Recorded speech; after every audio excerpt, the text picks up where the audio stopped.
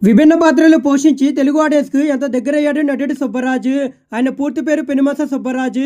South ఇండియాలో మంచి గుర్తింపు ఉన్న నటుడు. ఆయన 2023లో శ్రీకాంత్ కడగన్ సినిమాతో సినీ రంగంలోకి అడుగుపెట్టారు.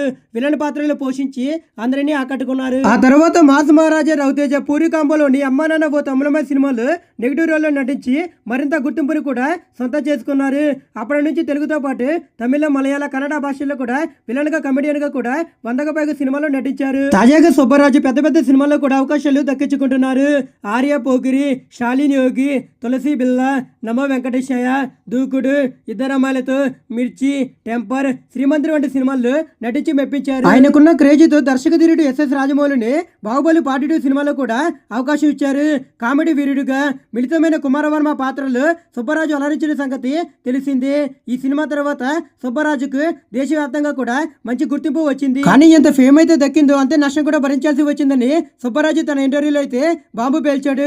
ఎస్ఎస్ రాజమౌళి బాహుబలి వల్ల తన కెరియర్ లో అయితే చాలా కోల్పోవాల్సి వచ్చిందని చెప్పుకొచ్చారు. బాహుబలికి కమిట్ అయ్యాక తనకు ఆ టైంలో బ్లాక్ బస్టర్ సినిమాల నుంచి మంచి రోజుల్లో నటించే అవకాశం అయితే వచ్చిందన్నారు.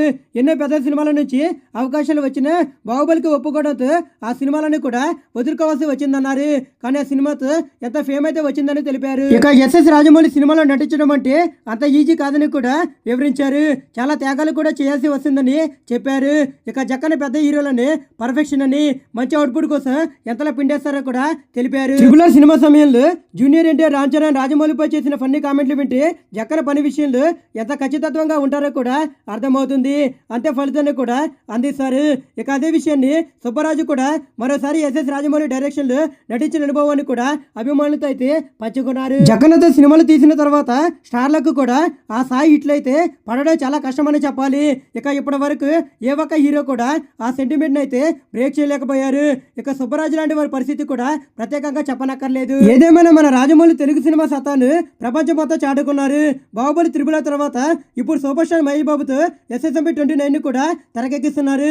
అల్యూమినియం ఫ్యాక్టరీలో చిత్ర షూటింగ్ అయితే జోరుగా కొనసాగుతుంది.